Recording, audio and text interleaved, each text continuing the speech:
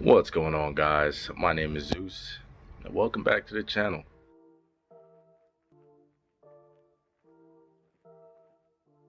Today's a really exciting day. Today I picked up some fenders from Fly One Motorsports. I'm really excited to get them installed today. I want to see the end result, and I'm excited for you guys to see the end result too.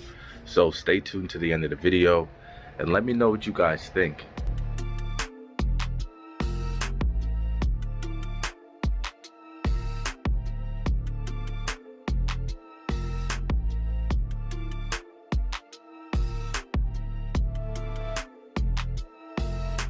You're gonna need a drill, a 10mm, a 12mm, screwdriver, Phillips head, ratchet, 10mm wrench, a drill set. You can't forget masking tape. So you have 2 bolts on your headlight, 1 bolt next to it on the fender. For me, I have the strut bar for the hood.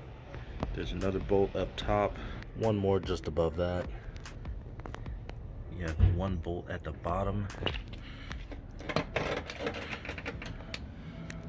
1 bolt in there, and another one deep inside that corner.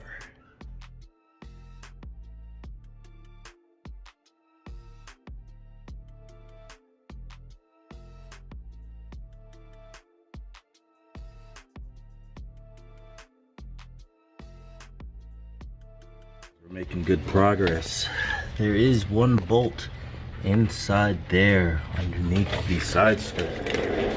In order to gain access to that, you're gonna have to take this whole thing out right here. So it's just 1 plastic trim piece on top. Take that off, then you'll be able to get this rubber liner out, and then you'll be able to pull the infinity thing that's right here off panel, and then from there you just be able to pull out the side skirt with these little plastic clips right there, and then you can gain access.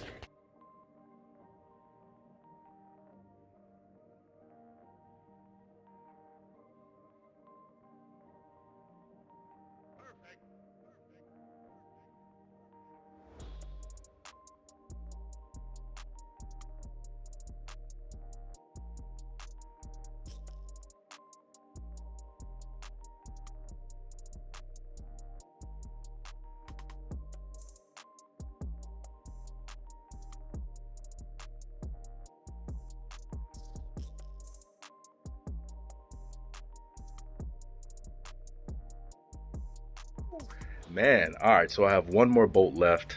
It's the one that's inside of the door. It's gonna be the hardest one to do, so I'm not looking forward to it. I got the fitment pretty nice. I have mad respect for body shop workers, man. This is such meticulous work. I've been at this for hours, man. Yo, I honestly do respect you guys. The amount of detail that you guys put into your work, man.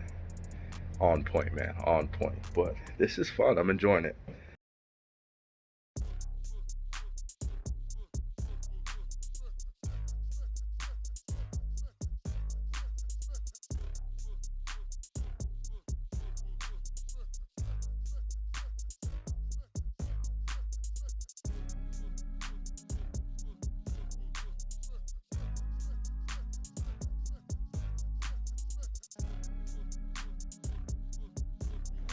Okay guys, so I got everything installed.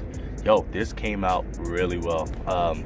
It was a little tricky doing it myself, but I think it's very easy, and I think that anybody could do it. So I came up with a few things that I learned along the way that I'll pass on to you guys.